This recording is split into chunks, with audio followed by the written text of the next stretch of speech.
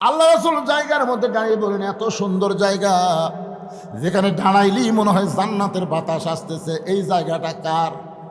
মদিনার একজন আনসার বললেন, ইয়া রাসূলুল্লাহ, এই জায়গা হলো একজন দুইটা ইতিমের জায়গা।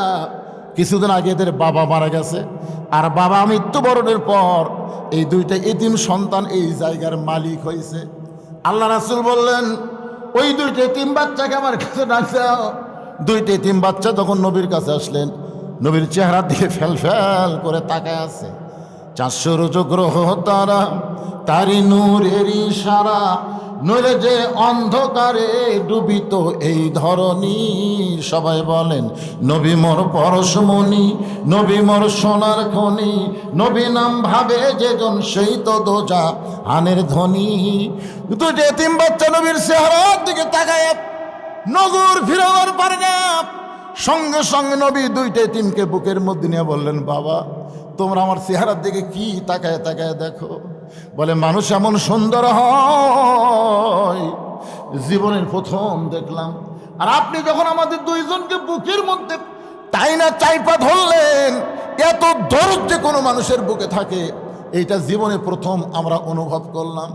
রাসূল চোখের পানি বের করে বলে, বেটা রে, তোরা যেমন এতিম আমিও তেমন এতিম। শিশুকালে মইরা গেছে মা, গর্ভে থাকতে মরছে পিতা, আমি চোখে দেখলাম না। শিশুকালে মইরা গেছে মা, গর্ভে থাকতে মরছে পিতা, নবী চোখে দেখলেন না। কে করিবে লালন পালন, কে দিবে সান্ত্বনা? এই দুনিয়ার বড় এতিম নবী ছিলাম একজনা। বাজান, এত সুন্দর জায়গার তোমরা মালিক হইছো, এত সুন্দর জায়গা তোমরা দেখাশোনা করতেছ।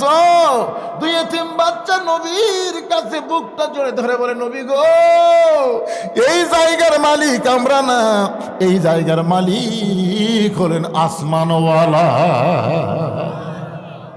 ওই দুইটা বাচ্চা তখনও মুসলমান হয় নাই।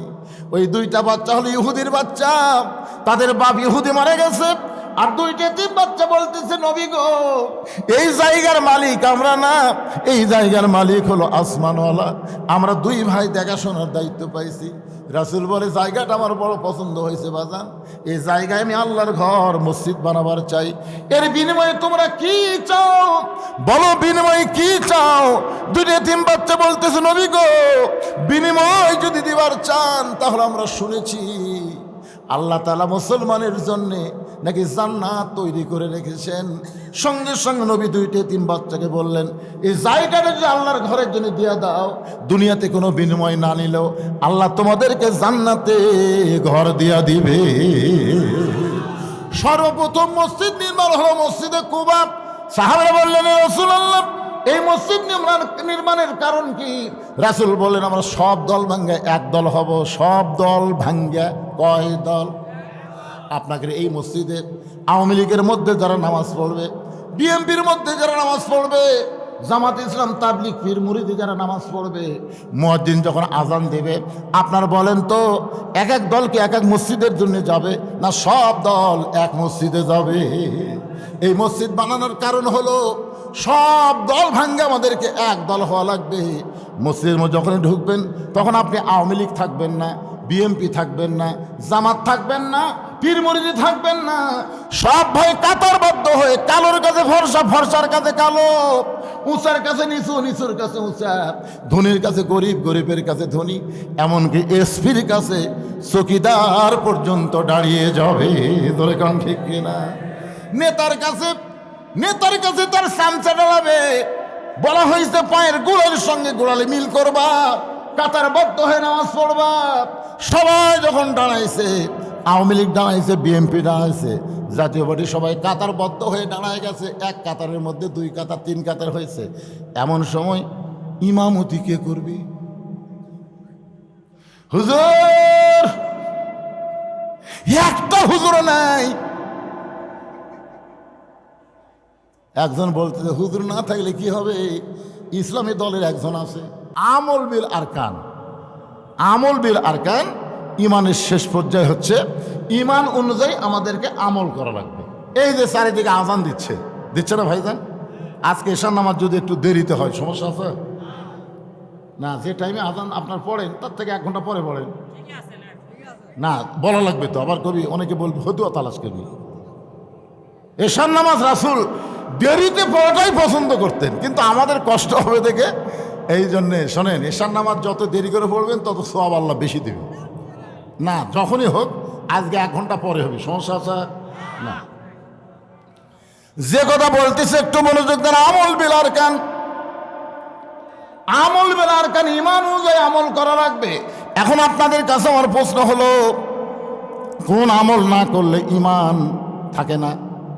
কেউ যদি রোজা না থাকে তাকে বেঈমান বলা যাবে? কথা বলেন আপনারা, বেঈমান বলা যাবে? রোজা না থাকলে তাকে বেঈমান বলা যাবে না। হজ না করলে তাকে বেঈমান বলা যাবে না। যাকাত না দিলে তাকে গুনাহগার বলা যাবে, কিন্তু বেঈমান বলা যাবে না।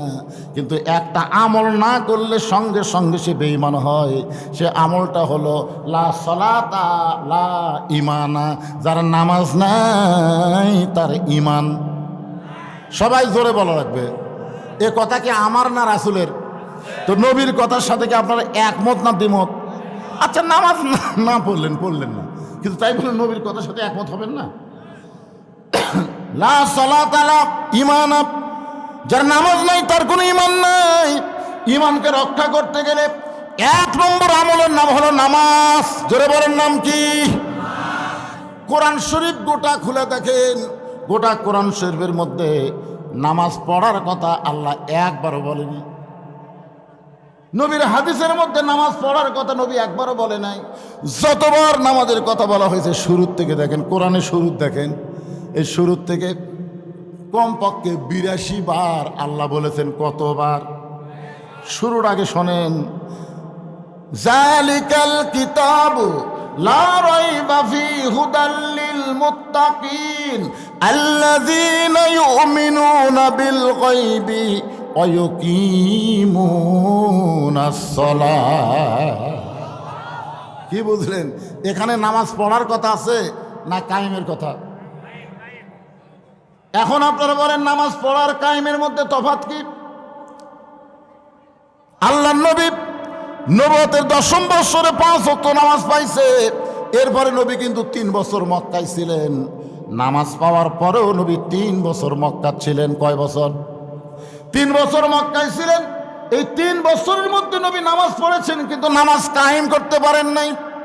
নবী এক সময় আল্লাহকে বললেন, আল্লাহ, আপনি সব সময় নামাজ কায়েমের কথা বলতেছেন, কিন্তু আমরা তো নামাজ কায়েম করতে পারতেছি না।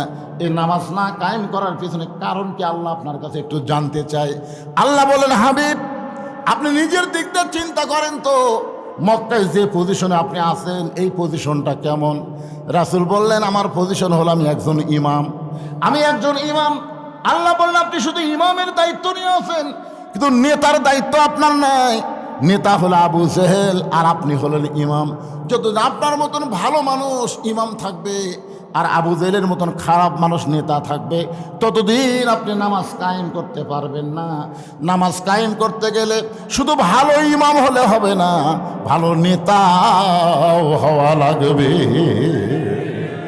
আমার কথা কি বুঝবার পারতেছেন? আমাদের বাংলাদেশে যদি আমরা নামাজ কায়েমের আন্দোলন করতে চাই, তাহলে শুধু মসজিদের ইমাম ভালো করলে হবে না, সমাজের নেতাগুলো আমাদের ভালো হওয়া লাগবে। প্রয়োজন বোধে ইমাম যদি না আসে, তাহলে নেতাকে খুতবা দেওয়া লাগবে, নেতাকে নামাজ পড়ান লাগবে। আপনারা বলেন তো, সামনে ইলেকশনে যারা নেতার পরিচয় নিয়ে আপনাদের কাছে ভোট চাবে, তাদেরকে যদি আপনারা বলেন, ভাই আজকে আমাদের খতিব সাহেব আসে নাই, আজকে জুম্মায় আপনাকে খুতবা দেওয়া লাগবে, সবাই পারবি না? সবাই পারবি না? আবার কয়, শোনেন, আরে আচ্ছা, এই আজান চারিদিকে কতক্ষণ হবে? খালি আধা ঘন্টা ধরে হবে আজান। কি হতে বললাম? কে রে, আপনারা আজান দিতে 5 মিনিট শেষ হয়ে যাবে, এটি শেষ হতে উঠি দিতে দেয়। আর ঠিক আছে ভাই, আমি ওয়াজ করে খুব একটা মজা পাচ্ছি না, আজানটা একটু শেষ হোক, এই ফাঁকে আপনাদের কাছে একটু গামছা যাবে, মসজিদের উন্নয়ন করবে। 10 টাকা 20 টাকা 50 টাকা 100 টাকা যে যা পারেন, আমি আপনাকে প্রাণ ভরে কলিজা ভরে ওয়াজ শোনাবো ইনশাআল্লাহ। চিন্তা করেন না, সময়ের চিন্তা করেন না, ঘড়ি আমার হাতে আছে, একবারও দেখিনি। আপনারা এই ব্যাগ পার্টি কোথায়? ব্যাগ পার্টি এই ব্যাগের কামটা হয়ে যাচ্ছে দেখি, যাও ভিতরে যাও বাবা যাও, আজানের দিন শেষ হয়ে যাক। এদিকে আপনার পকেট থেকে 10 টাকা 20 টাকা 50 টাকা 100 টাকা 1000 টাকা যে যা পারেন। আচ্ছা, 60 ঢালার দিনে উনি দিবে, অসুবিধা নেই।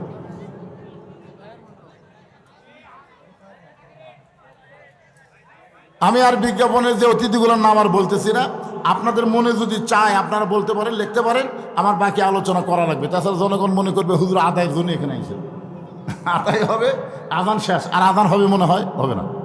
যাক, আজান শেষ হয়ে গেছে, এখন আমরা নামাজের প্রস্তুতি নিব, নামাজের আলোচনা শুনবো ইনশাআল্লাহ। ব্যাগের মধ্যে দিয়ে দেন, আল্লাহর রাস্তায় সবাই দিয়ে দেন। হ্যাঁ, একটু জিকির করেন, লা ইলাহা ইল্লাল্লাহ, লা ইলাহা ইল্লাল্লাহ, লা ইলাহা, লা ইলাহা ইল্লাল্লাহ মুহাম্মাদুর লিল্লাহু আকবার। একটা আমরা লাল করে কইছি, এরা লাল দেখে লাল, এর আসলে নাম দেখি লালি, মাশাআল্লাহ।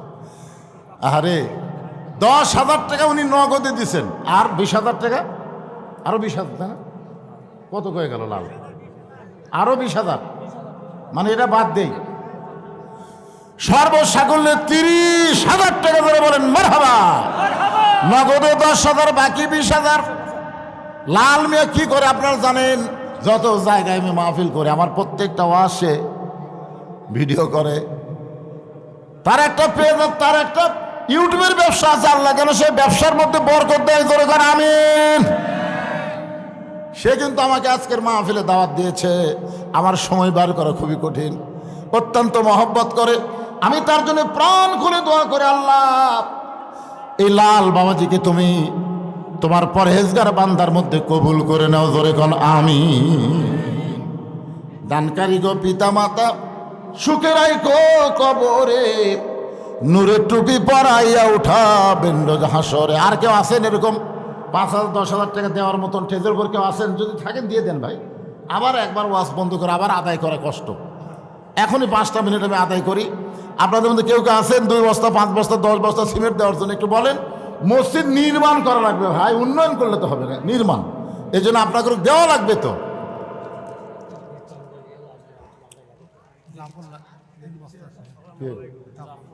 জাফর 3 বস্তা সিমেন্ট করবে দান। জাফরের দানকে আল্লাহ আপনি কবুল করেন। হেলাল বাবা, হেলাল এদের নাম আছে এখানে, হেলালের নাম আছে নাকি? রেজাল হক কত দিছে? রেজাউল হক 5,000 টাকা নগদে করছে দান। আল্লাহ রেজাউল হকের দানকে কবুল করেন। আল্লাহর একজন বান্দা 1,000 টাকা দান করে গেল, আল্লাহ দানকে কবুল করেন। আল্লাহ নেক নিয়ত নেক আশা পড়া, আল্লাহুম্মা আমিন। জি দেন দেন দেন দেন। নাম কি বলবেন?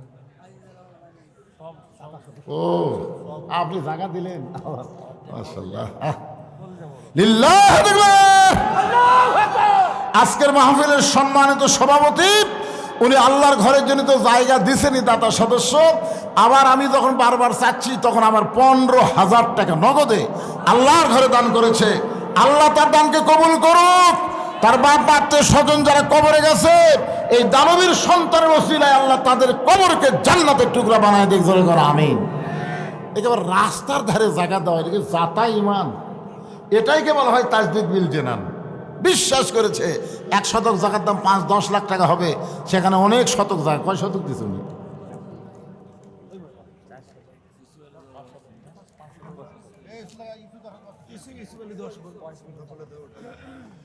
ইউসুফ আলী, আল্লাহ তোমার বান্দার 10 বস্তা সিমেন্ট ধরে গান মারহাবা। দেলোয়ার হোসেন, এটা 5 শতক জায়গা উনি দান করছেন। চিন্তা করেন, আল্লাহ 1 কোটি টাকার জায়গা দান করছে। এটা কি জাতা কথা মনে করছেন? এগুলো তো আমি খালি চোখে দেখতে পাচ্ছি না ভাই।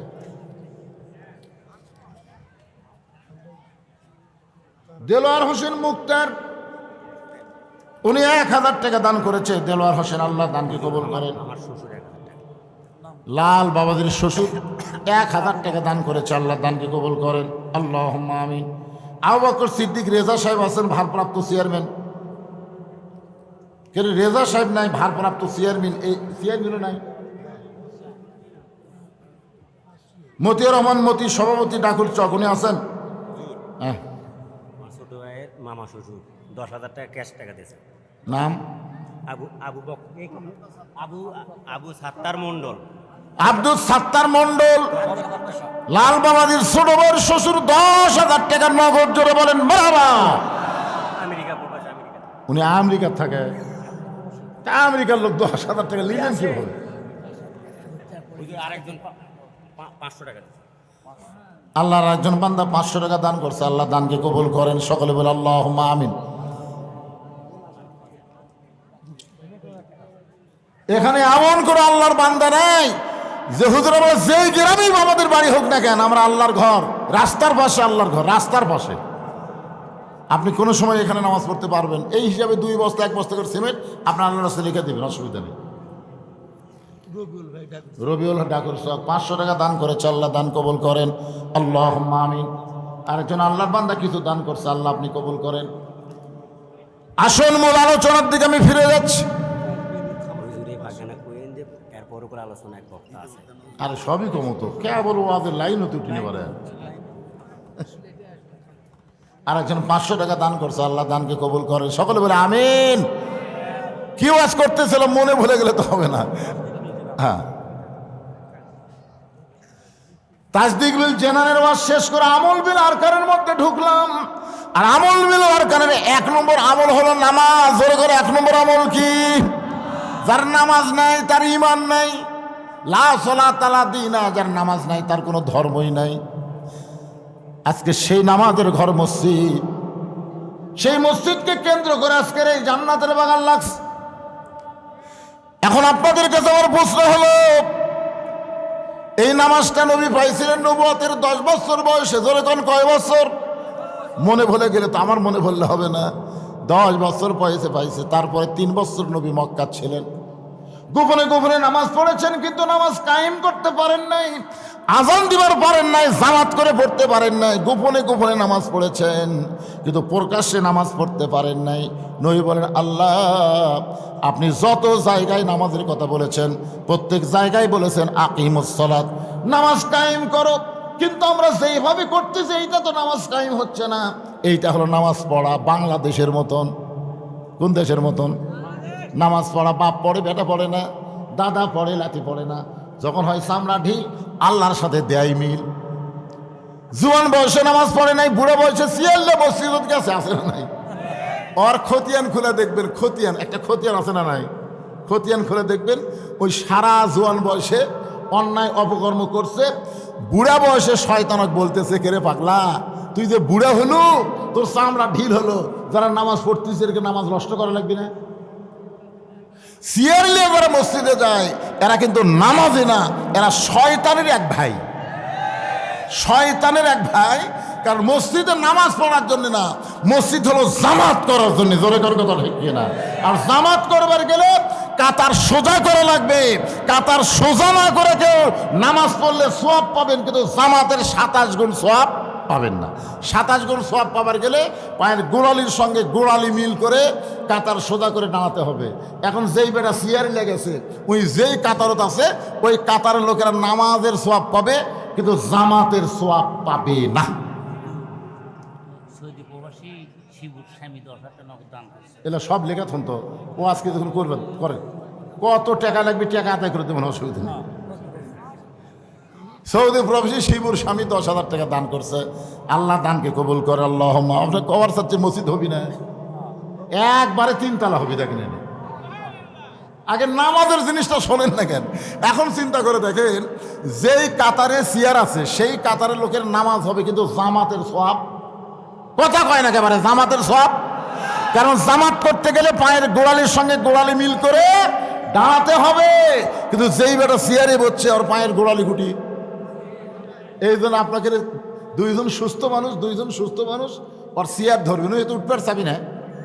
আপনার দুইজন চেয়ার ধরে বলবেন, ভাই তোর জন্যে আমরা সব কমতি নেব না, বড় কষ্ট করে জামাত পড়বার আসছি, তুই পিছনে চা, শায়ন করে রাখলে 2 নম্বর কাতারে ধরবেন। 2 নম্বর কাতার লোক করে এর জন্য তো আমাকে সব কমবি। ও আবার ধরে 3 নম্বর কাতারে, 3 নম্বর কাতারে, না না না না, এই তো আমাকে কাতার থাকলে হবে না। শেষ পর্যন্ত দেখা যাবে সিআর পার্টি বারান্দাত গেছে, ধরে কার কথা ঠিক না? খোঁজলা দেখেন, যেই শ্যালো মিশিং চালু করে না, বছর অন্তর চালু করে, ওরা চালু করবার গেলে ঠেকা আছে, ঠেলা আছে না নাই, হয় না, কারণ বল বিয়ারিং সব জাম মারছে। যে বল বিয়ারিং জাম মারলে চালু হবে, ওই সারা জীবন নামাজ না পড়ার কারণে ওর হাঁটুর বিয়ারিং, কোমরের বিয়ারিং সব জাম মারছে, এখন রুকু সেটা করবার পারে না, সিয়ারিলে নামাজ পড়ে। আর কোনো ব্যক্তি যদি যৌবন কালে নামাজ পড়ে, বুড়া বয়সে যদি চেয়ারি নামাজ পড়া লাগে, লা ইউকাল্লিফুল্লাহু নাফসান ইল্লা উসআহা, আল্লাহ কোরআনে বলেছেন, বাংলাদেশে সরকারি চাকরি তারা করে, বুড়া বয়সে চাকরি করবার না পারলে সরকার যেমন তাকে পেনশনে বেতন দেয়, যৌবন বয়সে যারা নামাজ ধরেছে, বুড়া বয়সে যদি ঠিকমতো জামাত পড়বার না পারে, যেখানেই তারা নামাজ পড়বে আল্লাহ পেনশনের সওয়াব তার আমল নামায় দিয়ে দিবে। হজ, যাকাত, রোজা, এইগুলা কিন্তু বয়সের কথা বলা হয়নি, বুঝছেন? সামর্থ্য আসলে হজ করবেন, রোজা থাকবার পারলে রোজা করবেন, যাকাত সম্পদ বেশি হলে শতকরা 2.5 টাকা যাকাত দেবেন। কিন্তু নামাজের ব্যাপারে কোনো ছাড় নাই। 6 বছর থেকে তালিম দাও, 10 বছর থেকে জোর করে নামাজ ধরাও, জোরে করার কথা ঠিক কিনা? তাহলে নামাজের বয়স কয় বছর থেকে? 10 বছর। জোরে বলেন কয় বছর? 10 বছর থেকে 60 বছর, 50 বছর কেউ যদি জামাতে নামাজ পড়ে, বুড়া বয়সে যদি আর মসজিদে জামাত পড়বার না পারে, আল্লাহ তুমি যেখানেই পড়ো তাকে পুরাপুরি সওয়াব দিয়া দিবে। এখন আসেন, যেটা বলতেছিলাম, নামাজ কায়েম করবার গেলে আল্লাহ নবীর মতন ইমাম আবু জেহেলের মতন নেতা থাকলে হবে না। যিনি ইমাম তিনি নেতা হওয়া লাগবে, এমন একজন নেতা হওয়া লাগবে যেই নেতা কোনোদিন যদি মসজিদে ইমাম না আসে, প্রয়োজন হলে তাকে ইমামতি করা লাগবে। যদি একদিন ইমাম সাহেব আসেনি, নেতা সাহেব, চেয়ারম্যান সাহেব মসজিদ বসে আছে, তোর মুসল্লি বলবে, চেয়ারম্যান সাহেব আজকে আপনি খুতবা দেন। কত লোক বলতেছে চেয়ারম্যানের দাঁড়িয়ে নাই, কি খুতবা দিবি রে? আপনারা জানেন নেতা কাক কয়? আল্লাহর কোরআন দিয়ে যখন রাষ্ট্র চলবে, নেতা হযরত ওমর মসজিদের মেম্বারে দাঁড়িয়ে খুতবা দিচ্ছেন। বাংলাদেশের মতন 96টা দেশের খলিফা হযরত ওমর মসজিদের মেম্বারে দাঁড়ায় খুতবা দিচ্ছেন। সুবহানাল্লাহ বলেন। কি সুন্দর খুতবা! মাঝখান থেকে একজন দাঁড়ায় গেছে, ইয়া আমিরুল মুমিনিন, আপনার খুতবা শুনবো না। ওমর ফারুক বলেন, আমার অপরাধ কি? বলে, আপনার অপরাধ হলো আমাদেরকে খাটো পাঞ্জাবি দিয়ে আপনি লম্বা জুব্বা পরে খুতবা দিচ্ছেন। ওমর ফারুকের চোখ দিয়ে পানি পড়তেছে আর মুখটা মুচকে মুচকে হাসতেছে। সুবহানাল্লাহ বলেন। মুচকে মুচকে হাসার কারণ হলো, জনগণ যখন নেতাকে লোকমা দিবার পারবে, তখন নেতা ইচ্ছা মতো চলতে পারবে না, আল্লাহর হুকুম মোতাবেক চলা লাগবে। জোরে কোন কথা ঠিক কি না? আর এই লোকমা শুরু হবে মসজিদের ভিতর থেকে। আপনারা বলেন তো, 4 রাকাত নামাজ আসরের, যদি ইমাম সাহেব title pass, double title pass, দাওরা পাস, সেই ইমাম যদি 3 রাকাত বসে, আসরের নামাজের 4 রাকাতে কয়বার বসা লাগবে? 2 বার। 2 রাকাতে একবার, 4 রাকাতে একবার। কিন্তু ইমাম সাহেব 3 রাকাতে বসে গেছে। একটা মুসল্লিরও খেয়াল নাই, মনে করতেছি ইমাম এত দামি ইমাম, ঠিকই পড়াচ্ছে, কিন্তু অটো ভ্যানালা, ওই আবার নামাজের খেয়াল আছে। ওই কে রেখে 2 রাকাতে বসলো, আবার 3 রাকাতে আল্লাহু আকবার। ইমাম মনে মনে কয়, তুই তো ব্যর্থ লেখাস, তুই যতই লোক মাতে 41 সালের আগে এমন উঠবো না। এই মনে করে যদি ইমাম বসা থাকে, আপনারা বলেন তো, মসজিদের মুসল্লি কার পক্ষে যাবে? ইমামের পক্ষে না ভ্যানালার পক্ষে? কেন? কারণ মসজিদ আল্লাহর ঘর, আল্লাহর ঘরের মধ্যে ইচ্ছা মতো নেতৃত্ব চলবে না, আল্লাহর হুকুম নবীর তরিকা মোতাবেক নেতৃত্ব দেওয়া লাগবে। ওমর ফারুক খুশি হওয়ার কারণ হলো, ওদের জুব্বা খাটো, পাঞ্জাবি খাটো, আমার লম্বা দেখে ওরা খুতবা লোকমা দিয়েছে। এই খুশি হওয়ার কারণ হলো, যতদিন মুসলমানের লোকমা থাকবে, ততদিন মুসলমান এরিয়ার মধ্যে কোনো নেতা দুর্নীতি করতে পারবে না। পারবে? পারবে না। ওমর ফারুক লক্ষ্য করে দেখে যে বেটা লোক মাতিছে যা আপনার খুতবা শুনবো না, শুধু উই একলা না, সমস্ত মুসল্লিরা মাথা নিচু করে বসে আছে।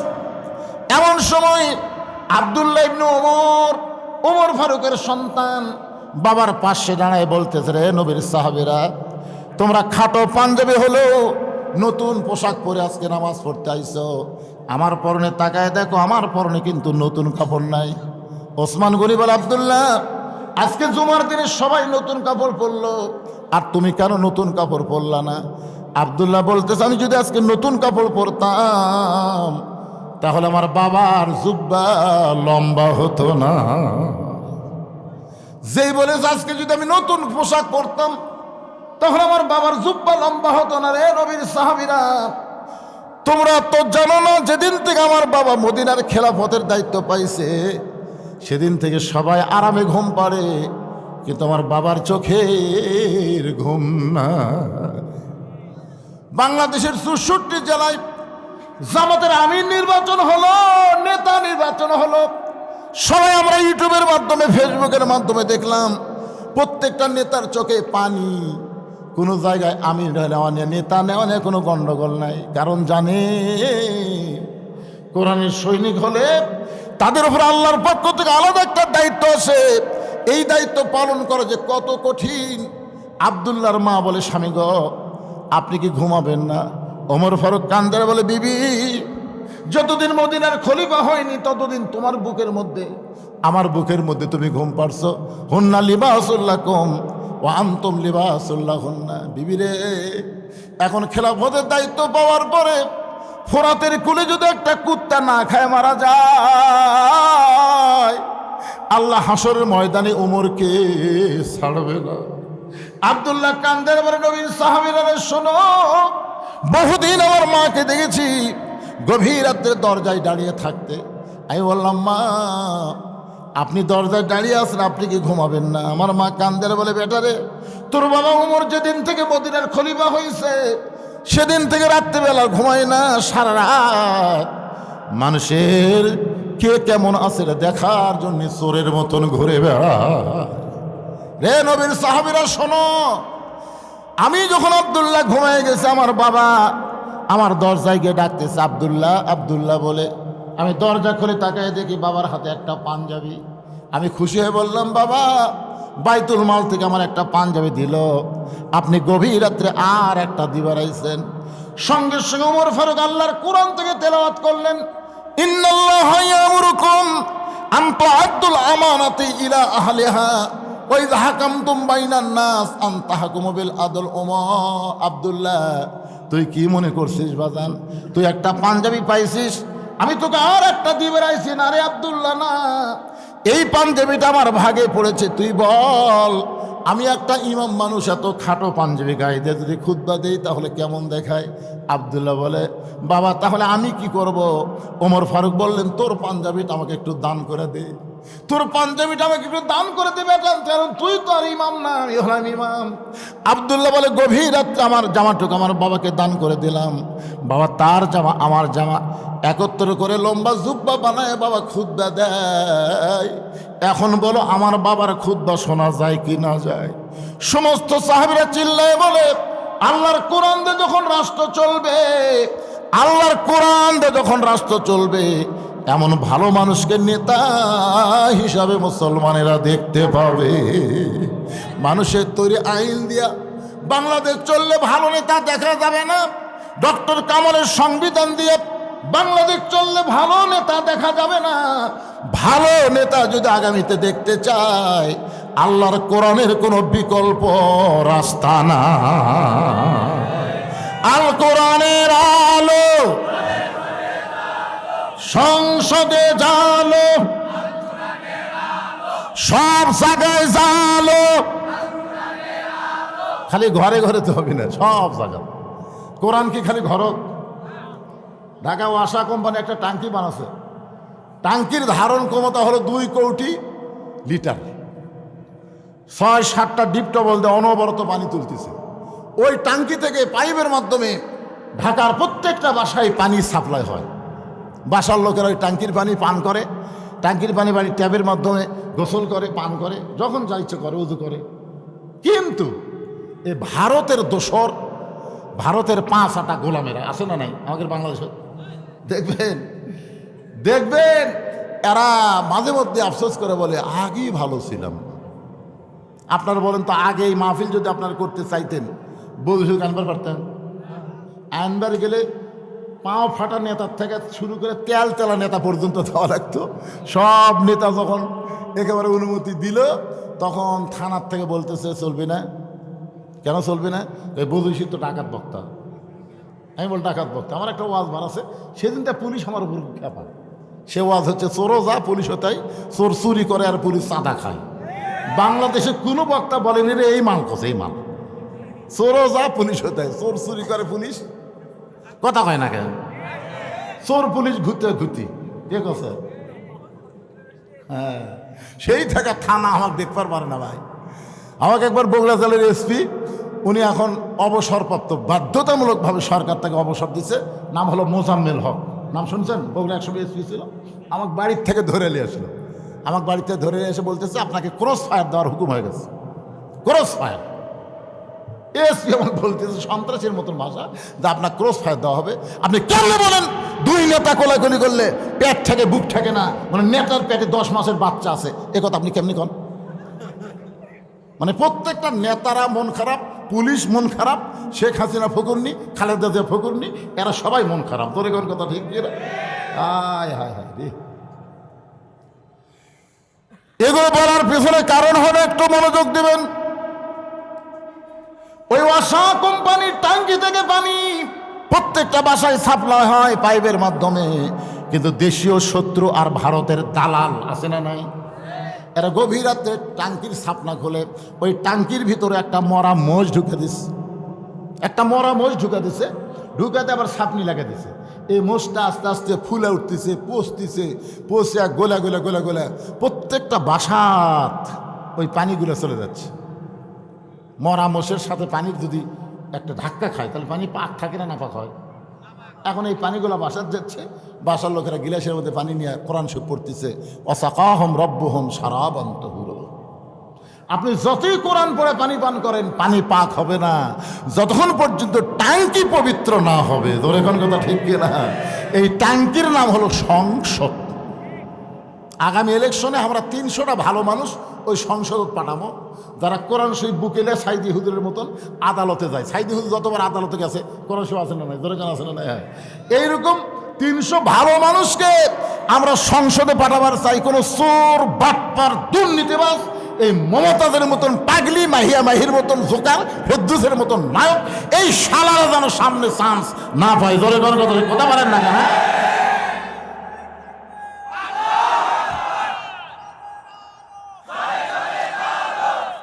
আবার কয় ঘরে ঘরে। এই কিসের অভ্যাস? অভ্যাস পরিবর্তন করা লাগবে। আল কোরআনের আলো, কোরআন হাদিস যেখানে, দুনিয়ার মুসলমান লিল্লাহে তাকবীর। আল্লাহ তাআলা বললেন, হাবিব আপনি শুধু ইমাম থাকলে হবে না, আপনাকে নেতা হওয়া লাগবে। যতক্ষণ পর্যন্ত আপনি নেতা না হবেন ততক্ষণ পর্যন্ত নামাজ কায়েম হবে না। তখন রাসূল বলল, আবু জেহেলের যে বিশাল গুরু, আমি টুপিওয়ালা দাড়িওয়ালা, আমার যে কয়টা সাহাবী এরা তো সব দুর্বল, 1 সন্ধ্যা ভাত পাই, 3 সন্ধ্যা পাই না। এই নেতার বিরুদ্ধে আমরা কেমনে লাগবো? আল্লাহ বলতেছে, যে পরিবেশ মক্কার চলতেছে এই পরিবেশে আপনাকে আবু জেহেলের সাথে টক্কর দিবেন আমি বলতেছি না। তো রাসূল কয় তাহলে কোথায় যাব? বলে দরকার হলে মক্কা পরিবর্তন করে আপনাকে মদিনায় যাওয়া লাগবে। আল্লাহ রাসূল মদিনায় হিজরত করলেন। সুবহানাল্লাহ বলেন। আরে মাত্র 8 বছর নবী মদিনায় কি করলেন, যার কারণে 10,000 সাহাবী নিয়ে মক্কা বিজয় হয়ে গেল। ধরে কেন সুবহানাল্লাহ। আবু জেহেল আছে, মক্কায় শেষ। তার আগে যে কথাটা আমি বলবো, নবী মদিনায় হিজরত করার পরে সর্বপ্রথম আল্লাহ নবী যে কাজটা করলেন সে কাজটা হলো নবী নিজের হাতে একটা মসজিদ নির্মাণ করলেন, যে মসজিদের নাম হলো মসজিদে কুবা। যেটার নাম কি? যারা হজ করছেন এখানে, হাজী সাহেব যারা আছেন, বাবা তো হজ করছেন, এখানে হাজী সাহেব যারা আছে তারা জানে যে মসজিদে কুবার মধ্যে কেউ যদি 2 রাকাত নামাজ পড়ে আল্লাহ খুশি হয়ে তাকে একটা ওমরা হজের সওয়াব দিয়ে দেয়। এই মসজিদে কুবা নবী হিজরত করার পরে কেমনে নির্মাণ করলেন শোনেন। আল্লাহ রাসূল জায়গার মধ্যে দাঁড়িয়ে বলেন, এত সুন্দর জায়গা যেখানে দাঁড়াইলেই মনে হয় জান্নাতের বাতাস আসতেছে, এই জায়গাটা কার? মদিনা একজন আনসার বললেন, ইয়া রাসূলুল্লাহ, এই জায়গা হলো একজন 2টা ইতিমের জায়গা। কিছুদিন আগে এদের বাবা মারা গেছে, আর বাবা মৃত্যুবরণের পর এই 2টা ইতিম সন্তান এই জায়গার মালিক হয়েছে। আল্লাহ রাসূল বললেন, ওই 2টা ইতিম বাচ্চাকে আমার কাছে ডাকছে। 2টা ইতিম বাচ্চা যখন নবীর কাছে আসলেন, নবীর চেহারার দিকে ফেল ফেল করে তাকায় আছে। 400 রজগ্রহ তারা, তারি নূরের ইশারা, নইলে যে অন্ধকারে ডুবিত এই ধরনী। সবাই বলেন, নবী মোর পরশমণি, নবী মোর সোনার খনি, নবী নাম ভাবে যেজন সেই তো দোজা আনের ধ্বনি। 2টা এতিম বাচ্চা নবীর চেহারার দিকে তাকায় নজর ফিরাবার পারে না। সঙ্গে সঙ্গে নবী 2টা এতিমকে বুকের মধ্যে নিয়ে বললেন, বাবা তোমরা আমার চেহারার দিকে কি তাকায় তাকায় দেখো? বলে, মানুষ এমন সুন্দর হয় জীবনের প্রথম দেখলাম। আর আপনি যখন আমাদের 2জনকে বুকের মধ্যে তাই না চাইপা ধরলেন, এত দরদ যে কোনো মানুষের বুকে থাকে এইটা জীবনে প্রথম আমরা অনুভব করলাম। রাসূল চোখের পানি বের করে বলে, বেটা রে, তোরা যেমন এতিম আমিও তেমন এতিম। শিশুকালে মইরা গেছে মা, গর্ভে থাকতে মরছে পিতা, আমি চোখে দেখলাম না। শিশুকালে মইরা গেছে মা, গর্ভে থাকতে মরছে পিতা, নবী চোখে দেখলেন না। কে করিবে লালন পালন, কে দিবে সান্ত্বনা? এই দুনিয়ার বড় এতিম নবী ছিলাম একজনা। বাজান, এত সুন্দর জায়গার তোমরা মালিক হইছো, এত সুন্দর জায়গা তোমরা দেখাশোনা করতেছ। 2 এতিম বাচ্চা নবীর কাছে বুকটা জোরে ধরে বলে, নবী গো, এই জায়গার মালিক আমরা না, এই জায়গার মালিক হলেন আসমানওয়ালা। ওই 2টা বাচ্চা তখনও মুসলমান হয় নাই। ওই 2টা বাচ্চা হলো ইহুদির বাচ্চা, তাদের বাপ ইহুদি মারা গেছে। আর 2টা এতিম বাচ্চা বলতেছে, নবী গো, এই জায়গার মালিক আমরা না, এই জায়গার মালিক হলো আসমানওয়ালা। আমরা 2 ভাই দেখাশোনার দায়িত্ব পাইছি। রাসূল বলে, জায়গাটা আমার বড় পছন্দ হয়েছে বাজান, এই জায়গায় আমি আল্লাহর ঘর মসজিদ বানাবার চাই। এর বিনিময়ে তোমরা কি চাও বলো, বিনিময়ে কি চাও? 2টা এতিম বাচ্চা বলতেছে, নবী গো, বিনিময় যদি দিবার চান তাহলে আমরা শুনেছি আল্লাহ তাআলা মুসলমানের জন্যে নাকি জান্নাত তৈরি করে রেখেছেন। সঙ্গে সঙ্গে নবী 2টা এতিম বাচ্চাকে বললেন, এই জায়গাটা যদি আল্লাহর ঘরের জন্য দিয়ে দাও, দুনিয়াতে কোনো বিনিময় না নিলেও আল্লাহ তোমাদেরকে জান্নাতে ঘর দিয়া দিবে। সর্বপ্রথম মসজিদ নির্মাণ হলো মসজিদে কুবা। সাহাবারা বললেন, ইয়া রাসূলুল্লাহ, এই মসজিদ নির্মাণের কারণ কি? রাসূল বললেন, আমরা সব দল ভাঙ্গে এক দল হব। সব দল ভাঙ্গে কয় দল? আপনাকে এই মসজিদে আওয়ামী লীগের মধ্যে যারা নামাজ পড়বে, বিএনপির মধ্যে যারা নামাজ পড়বে, জামাত ইসলাম, তাবলিগ, পীর মুরিদি যারা নামাজ পড়বে, মুয়াজ্জিন যখন আজান দেবে, আপনার বলেন তো এক এক দল কি এক এক মসজিদের জন্য যাবে, না সব দল এক মসজিদে যাবে? এই মসজিদ বানানোর কারণ হলো সব দল ভাঙ্গে আমাদেরকে এক দল হওয়া লাগবে। মসজিদের মধ্যে যখন ঢুকবেন তখন আপনি আওয়ামী লীগ থাকবেন না, বিএনপি থাকবেন না, জামাত থাকবেন না, পীর মুরিদি থাকবেন না, সব ভাই কাতারবদ্ধ হয়ে কালোর কাছে ফর্সা, ফর্সার কাছে কালো, উঁচার কাছে নিচু, নিচুর কাছে উঁচা, ধনীর কাছে গরিব, গরিবের কাছে ধনী, এমনকি এসপির কাছে চকিদার পর্যন্ত দাঁড়িয়ে যাবে। তোরে কারণ ঠিক কিনা? নেতার কাছে তার চামচা ডালাবে, বলা হয়েছে পায়ের গোড়ালির সঙ্গে গোড়ালি মিল করবা, কাতারবদ্ধ হয়ে নামাজ পড়বা। সবাই যখন দাঁড়াইছে, আওয়ামী লীগ দাঁড়াইছে, বিএনপি দাঁড়াইছে, জাতীয় পার্টি সবাই কাতারবদ্ধ হয়ে দাঁড়ায় গেছে, এক কাতারের মধ্যে 2 কাতার 3 কাতার হয়েছে। এমন সময় ইমামতি কে করবি? হুজুর, একটা হুজুর নাই। একজন বলতেছে হুজুর না থাকলে কি হবে, ইসলামী দলের একজন আছে। কোন দল? কথা কন না কেন? বুঝানোর জন্য বলতেছি। এখন আপনারা বলেন তো, ইসলামী দলের যে লোকটা 4 নম্বর কাতারে আছে, সে যদি নামাজ পড়াবার পরে তাকে আপনার 4 নম্বরে রাখবেন না সামনে দিবেন? সামনে না 4 নম্বরে? তার মানে বোঝা গেল এলেম যার আছে, কোরআন যার আছে, আল্লাহর সঙ্গে যার সম্পর্ক আছে, সেই মানুষটাকে আর কাতারের মধ্যে রাখবেন না, তাকে আপনার সামনে দিবেন। এখন যদি আগামীতে বাংলাদেশ আপনারা চালাবার চান, তাহলে বাংলাদেশ চালাইতে গিয়ে কাকে আপনারা সামনে দিবেন চিন্তা ভাবনা করার দরকার আছে না নাই? মসজিদের মধ্যে যদি জামাতপন্থী একটা লোক ইমাম হয়, আপনি নিয়ত করার সময় কি বলেন? ইক্তেদায়িত বিহাদাল ইমাম কন না রাজাকার কন? এ কথা কন না কেন? ইমাম কন। তার মানে বোঝা গেল মসজিদের মধ্যে আপনারা ইমাম মানবেন, সমাজের মধ্যে নেতা মানবেন না। এইটা কিন্তু নামাজের শিক্ষা না। নামাজের শিক্ষা হলো মসজিদের নেতাও যিনি, সমাজের নেতাও হবেন তিনি। ধরে কারণ ঠিক কিনা? এইটাই কিন্তু নামাজের গুরুত্ব ভাইজান। এই নামাজ কিন্তু সব মানুষকে এক কাতারের মধ্যে নিয়ে আসে। এই কারণে নামাজ কায়েমের কথা বলা হয়েছে। নামাজ পড়লে মানুষ মুনাফিক হবে। জামাতবদ্ধ একা একা যদি কেউ নামাজ পড়ে, সেই ব্যক্তি মুনাফিক হবে। একটা মুনাফিকের সিমটম আপনাদের কাছে বলতেছি। বহুদিন বউকে বউ বলেছে, ভিক্ষা যদি করবার চান বাদশাহ শাহজাহানের কাছে যান। বাদশাহ শাহজাহানের কাছে গিয়ে কান্দা কান্দা করবেন, এমন ভিক্ষা দিবে আর কোনোদিন ভিক্ষা করা লাগবে না। এখন বইয়ের বুদ্ধি শুনে ফকির চলে গেছে বাদশাহ শাহজাহানের রাজ দরবারে। একজন মন্ত্রীকে বলতেছে বাদশাহ কোথায়? বলে বাদশাহ ওই ঘরের মধ্যে ঢুকছে। ফকির ঘরের মধ্যে দিয়ে দেখে ঘরের দরজা বন্ধ, একটা জানালার পাল্লা খোলা আছে। এই জানালার পাল্লা দিয়ে তাকায় দেখে গোটা ঘরের মধ্যে একজন মাত্র মানুষ 2 হাত তুলে কাঁদতেছে আর বলতেছে, ও বাদশার বাদশাহ, তোমার দরবারে আমি ফকির, আমি ফকির। ফকির বলে চোখের পানিতে গাল ভিজে দেয়। ফকির চিন্তায় পড়ে গেল, বইয়ের বুদ্ধি শুনে আসলাম বাদশার কাছে। আয়সা দেখি বাদশাহ নিজেই ফকির হয়ে কাঁদতেছে। বাদশাহ যদি নিজেই ফকির হয়, তাহলে আমার মতন ফকির তো পাওয়ার কিছুই নাই। মন খারাপ করে যখন ফকির চলে যাচ্ছেন, এমন সময় দারোয়ান বলতেছে, বাবা আপনার কি বাদশার সাথে দেখা হয়েছে নাকি? ফকির রাগ করে বলে, এ দারোয়ানের বাচ্চা, দারোয়ান খালি দরজা পাহারা দিস, ভিতরের খবর জানিস না? ভিতরের খবর যদি জানিস তাহলে এরকম বলতে পারতিস না।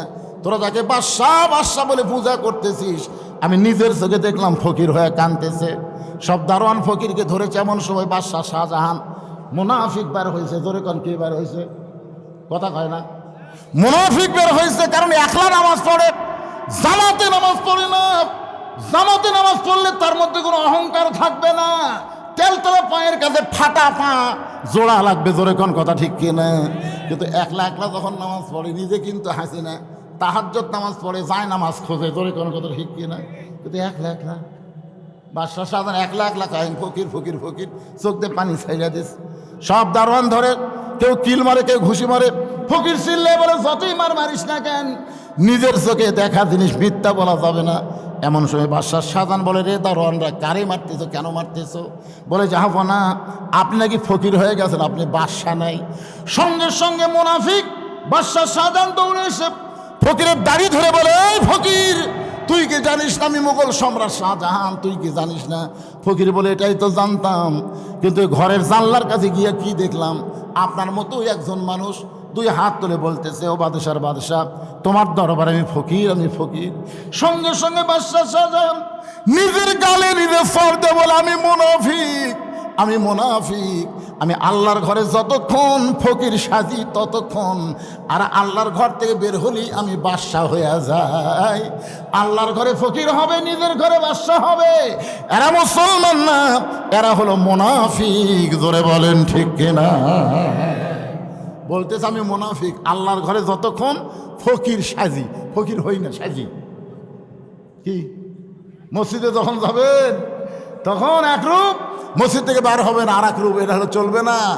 নামাজের মাধ্যমে, জামাতের মাধ্যমে আল্লাহ প্রত্যেকটা মুসলমানকে ভাই ভাই বানায় দিবে। জোরে কোন কথা ঠিক কিনা? আপনি দুপুরের আগে ভাত খাচ্ছেন, খেয়ে যখন আজ পড়ার গেছেন, ভাই খালি ঢেকুস মারতেছেন, পেট উঁচা হয়ে আছে, 4 তরকারিতে ভাত খাচ্ছেন। আপনার পাশে একজন কাতার সোজা করতেছে, ওই আজকে 2 দিন হল আর বাড়িতে খাওয়াই নাই।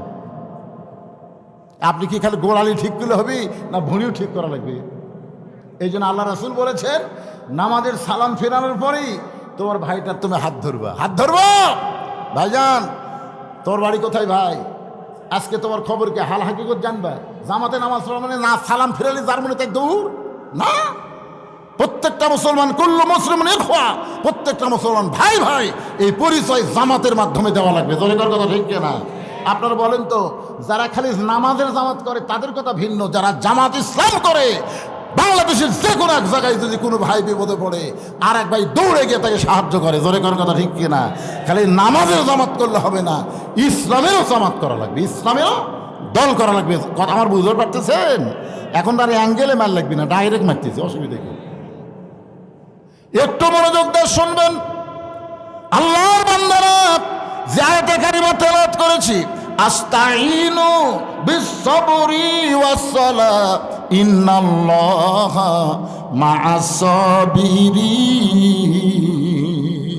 যদি আমরা আল্লাহর কাছে কিছু পাবার চাই তাহলে ধৈর্য আর নামাজের ভিতর দিয়ে চাই। এটা বললেন কেন? কারণ আমরা সব জায়গায় ধৈর্য, একটা জায়গায় আমাদের ধৈর্য কম, সে জায়গা হলো মসজিদ। জনগণ ঠিক কিনা? আপনারা বলেন তো, কোন জায়গায় যে আপনার বেশি ঘড়ি থাকেন? সবাই বলতেছেন না।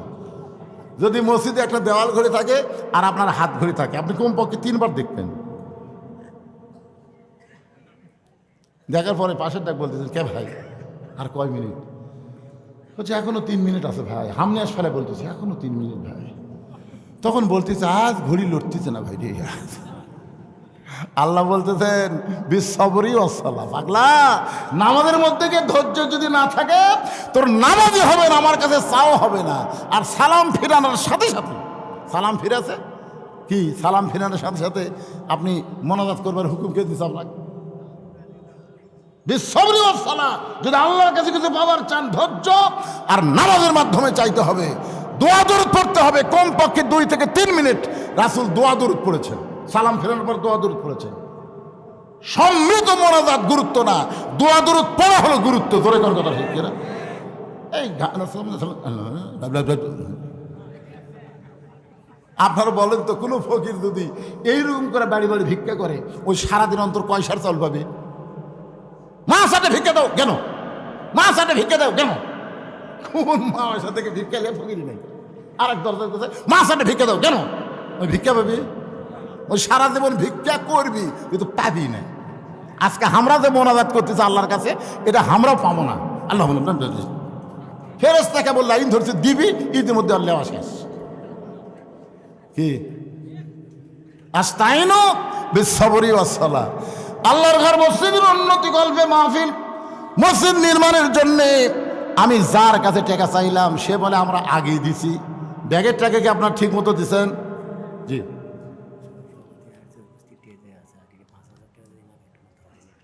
সহসভাপতি আতাউর রহমান উনি আসছেন? কোথায় আতাউর রহমান ভাই? কোথায়, কখন আসছেন? আচ্ছা আচ্ছা, একটা কোন ভাই, আপনি আল্লাহর ঘর মসজিদের জন্য যা পারবেন, জোর জবরদস্তি করা যাবে না। জোর জবরদস্তি করলে চাঁদা হবি, কিছুদিন পর মসজিদের কলম ফাট ধরবি, দরকার নেই। দান হচ্ছে অন্তর থেকে যার যতটুকু, ঠিক কিনা বলেন? দান। আর যখনই বলবেন এত দেওয়া লাগবে তখন চাঁদা।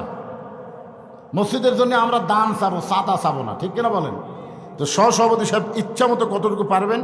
আর সোহেল ভাই উনি আগে দিতেন 5,000 টাকা, আজকে আবার নতুন করে কত দিবেন ভাই? সোহেল ভাইকে আজকে 5,000 দিচ্ছে, মাশাআল্লাহ 5,000 টাকা দান করছে। আল্লাহ সোহেল ভাইয়ের দানকে আল্লাহ আপনি কবুল করেন। জোরে বলেন আল্লাহুম্মা আমিন।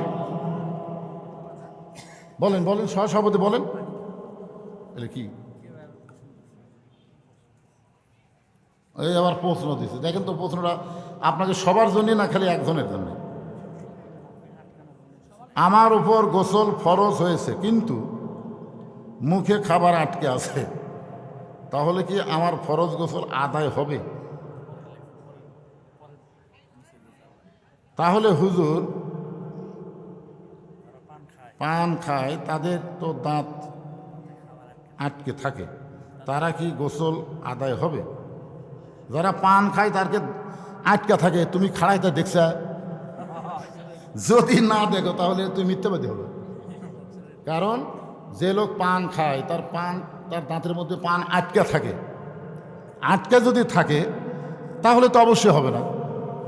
একটা দাড়ি যদি আপনি দাঁড়িয়ে যৌদি করবে গেলে দাড়ি পর্যন্ত খিলাল করা লাগে না? আপনার যারকে দাড়ি নাই তারকে তো তেল তালা আরামসে মারতেছেন, কিন্তু আমাকে তারা দাড়ি এই দিক থেকে মারা লাগে, এদিক থেকে মারা লাগে, এদিক থেকে মারা লাগে, দাড়ির গোড়ায় গোড়ায় পানি পৌঁছানো লাগবে। তাহলে যারা পান খায় ওরা কি পান থুয়ার কেউ সে হুঁশ নাই? সব পরিষ্কার করবে। আপনি হয়তো পান খাওয়া পছন্দ করেন না, এই জন্য বলতেছেন। পান খান, কিন্তু পানের সাথে নেশা হয় এরকম কিছু খাইন না। খান, পান খেলে অনেক লোকের পিত্তি ব্যারাম আছে, পান না খেলে সমস্যা আছে, গ্যাস আছে, খান। পান খাওয়া তার হারাম না, কিন্তু পানের সাথে নিশাদ্রব্য জিনিস যেটা খাইলে আপনার নেশা হবে, না খাইলে, পান না খাইলে আপনি থাকবার পারতে অস্থির হয়ে যাচ্ছেন, এগুলো ইসলামে জায়েজ করেনি। আমার কথাটা বুঝলেন? পাইকারি হারে একেবারে পানের উপর একটা হারাম ফতুয়া দিয়েন না। হালালও বাইয়িনুন, হারামও বাইয়িনুন। আল্লাহ কোরআনে বলেছেন হারামও প্রকাশ্য, হালালও প্রকাশ্য। যেটা হারাম না সেটা হারাম বলা কবিরা গুনাহ, আর যেটা হারাম সেটা হালাল বলাও কবিরা গুনাহ। আমার কথা কি বুঝলেন? এই জন্যে ফতুয়ার ব্যাপারে একটু সতর্ক হবেন ইনশাআল্লাহ। আমাদের বাংলাদেশে কিছু আহলে হাদিস বক্তারা বের হয়েছে, এরা ইসলামী আন্দোলনের ব্যাপারে কোনো কথাই বলে না, কোনো কথা বলে না। এই শালারা খালি ফেতনা বাজাদা কয়েকটা কথা কয়। আমিন জোরে কবি, নাচতে কবি। আমিন কন রে বাবা, জোরে নাচতে কন। তারাবির নামাজে রমজান মাস আসতে শুরু হয়ে যাবে। আমাকে এলাকা তারা আহলে হাদিস রাখতেছে না, সৌদি আরবে কাম করবে গেছিল, 4 বছর কাম করে এসে উনি এক মুফতি হয়ে গেছে।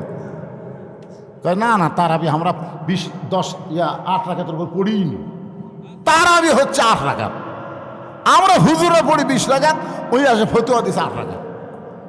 এমনভাবে খাড়া হচ্ছে, বুঝলেন, 2 পাও 2 দিকে দিছে একেবারে। নামাজে কীভাবে দাঁড়ান লাগবে সে নিয়ম ইসলামে আসলে নেই।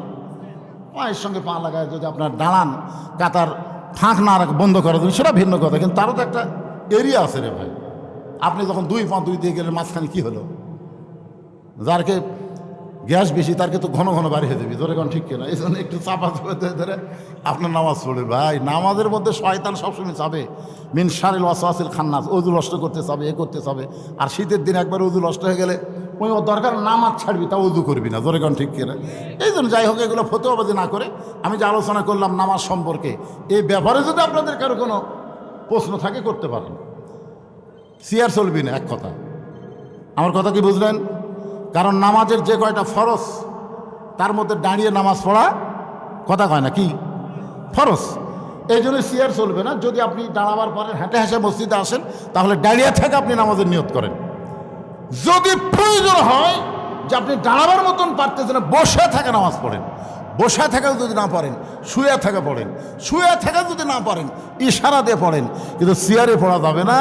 কারণ লিল্লাহি কানিতিন, আল্লাহ বলেছেন কুমু লিল্লাহি কানিতিন, আনুগত্য নিয়ে আমার সামনে দাঁড়াও। সিয়ারে বসলে আনুগত্য হয় না ভাই, সিয়ারে বসলে ভিতরে একটা ভাব তৈরি হয়, জোরে কোনো কথা ঠিক কিনা? আল্লাহ পাক আমাদের সবাইকে আনুগত্য নিয়ে, মোটামুটি ধৈর্য নিয়ে আল্লাহর নামাজ পড়ার তৌফিক দান করুক।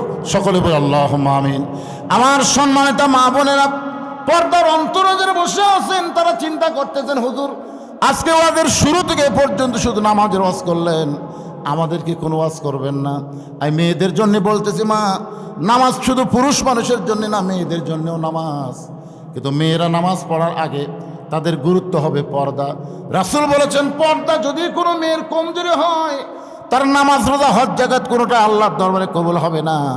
মেয়েদের যত আমল আছে, আমল বিল আরকানের মধ্যে 1 নম্বর আমল হলো পর্দা। আমার মা বোনেরা পর্দার মধ্যে থাকবেন। আল্লাহ কোরআনে বলেছেন, অকরনা ফি বুয়ুতিকুন্না ওয়ালা তাবাররুজনা তাবাররুজাল জাহিলিয়াতিল উলা। রাসূল বলেন, ফাতেমা, শুধুমাত্র পর্দা নিশি হওয়ার কারণে আল্লাহ তোমাকে জান্নাতি নারীদের নেত্রী হিসাবে কবুল করেছে। ফাতেমা এমন পর্দা নিশি ছিলেন। গত বছর আপনাদের ওয়াজ শোনাইছি, গভীর রাত্রে দুনিয়া থেকে বিদায় নিয়েছেন। হযরত আলী গভীর রাত্রে দাফন করার পরে আল্লাহর কাছে বলতেছে, আল্লাহ আমার ফাতেমাকে তুমি কবুল করে নাও। এ দোয়া করার পরে তাকায় দেখে সামনে কয়েকটা পুরাতন কবর দেখা যায়। এইমাত্র ফাতেমার নতুন কবর দিছে, সেই নতুন কবর আর জান্নাতুল বাকির মধ্যে নাই। পুরাতন কবরের মধ্যে যাওয়া হযরত আলী চিৎকার করে বলতেছে, ফাতেমার কবর, ফাতেমার কবর। কে যেন ডাকতে বলে, আলী রে, ফাতেমা পর্দা নিশি। আমি আল্লাহ জোহরা ডিগ্রি দিয়া ফাতেমার কবরটাকে কিয়ামত পর্যন্ত পর্দা করেছি। আমার মা বোনদের জন্য বলতেছি, মা সব সময় পর্দার মধ্যে থাকবেন, পর্দাকে গ্রহণ করবেন, পর্দার মধ্যে ইবাদত করবেন। পর্দার মধ্যে শালীনতা বজায় রাখলে আল্লাহ তাআলা রহমত বরকত ওই বাড়িতে দিয়ে দিবে। জোরে কোন সুবহানাল্লাহ। পর্দা নিশি নারীর সন্তান ভালো হবে। এই সন্তান দুনিয়াতে আসবে, সিজার করা লাগবে না। কারণ কোনো পর্দা নিশি মেয়ে সিজার করবে না, কারণ সিজার করবার গেলে মেয়ে ডাক্তারের চাইতে পুরুষ ডাক্তারই বেশি। ধরে কোন ঠিক কিনা?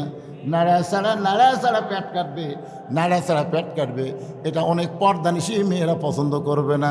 দরকার হলে মরে যাব, কিন্তু পরপুরুষ আমার পর্দার জায়গায় হাত দিব। এই জন্য তারা নর্মালে বাচ্চা নিবে। নর্মালে বাচ্চা তো আগে সবাই নিছে। এই ট্রেনের উপর আমরা যত মানুষ বসে আছি, আমাদের মধ্যে একটা ব্যক্তিও নাই সিজার করা আছে। দেখেন, একটাও সিজার করা নাই। তার মানে আপনারা কি মনে করতেছেন, আমাদের মায়েরা, আমাদের দাদিরা কি মারা গেছে নাকি? এমন কথা বলা হয়েছে, কি বলবো, প্রসবের কথা, মা বিনে সেই ব্যথা কেউ তো বুঝিবে না। মাজন ঠেকিয়া সন্তানের দায়, ওয়াকালে মা মারা যায়। মায়ের পায়ের তলে আল্লাহ জান্নাত দেওয়ার কারণ একটাই, মা কষ্ট সহ্য করে সন্তানকে প্রসব করে। জোরে গান সুবহানাল্লাহ। কিন্তু এখন সিজার, এই যে সিজার করার কারণে আমাদের ছেলেরা যে দৌড়াদৌড়ি করতেছে, মাহফিলে বসতেছে না, কারণ কি জানেন? জন্মের 2 দিন আগে ওর মায়ের পেট কাটছে। ওর তো নর্মালে জন্ম হবে 2 দিন পরে, নর্মালি হবে, কিন্তু ওর মায়ের অধৈর্যের কারণে 2 দিন আগে পেট কেটে দেখে ওর ঘুমই ভাঙেনি। আপনারা যেখানে সিজার করে খোঁজ নিয়েছেন, আমি নার্সের কাছ থেকে খোঁজ নিয়েছি যে সন্তান যখন ঘুম ভাঙে না, তখন ঘুম ভাঙানোর কারণ কি জানেন? এই 2 পাও ধরে এরকম একটা আমার দিকে তাকান, মাথার উপর তুলে এইরকম একটা ঘুরান দেয়। ওই ঘুরান ওই বাচ্চা মাথার ঝাঁকি খায়, কান্দা করে কান্দা ওঠে। এই যে ঝাঁকি খাওয়া খালো, এখন মোবাইল ছাড়া ভাত খায় না, মোবাইল ছাড়ার কান্না বন্ধ হয় না। যেই ছোট বাচ্চা মোবাইল ছাড়া ভাত খায় না, মোবাইল ছাড়া কান্না বন্ধ হয় না, এরা কোনোদিন কোরআনের কর্মী হবে না, এরা মেসি নেইমারের সাপোর্টার হবে। জোরে জোরে কথা ঠিক না? আমি আমার মা বোনদের জন্য বলি, বাংলাদেশে 3টা জিনিস খুবই গুরুত্বপূর্ণ। একটা হলো বড় ডাক্তারের বইয়ের কোনোদিন সিজার লাগে না। 2 নম্বর মৌলানার বাড়িতে কোনোদিন মিলাদ হয় না। 3 নম্বর পীরের বউ কোনোদিন মুরিদ হয় না। আপনার খেয়াল করে দেখবেন, আমাদের বগুড়া জেলার যত বড় ডাক্তার আছে, একটা ডাক্তারও সিজার করে বাচ্চা নেয়নি, সব নর্মালে বাচ্চা আছে। আর মৌলানা যারা, এরকে বাড়িতে কিন্তু মিলাদ হয় না, এরা পরের বাড়িতে পড়ায়, কারণ জানে মিলাদ একটা ফাউ জিনিস, খামাঘাটে একবার করে।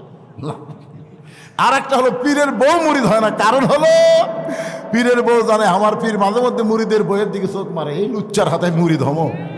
বাংলাদেশের অধিকাংশ পীরই হচ্ছে লুচ্চা। রামকন কি লুচ্চা?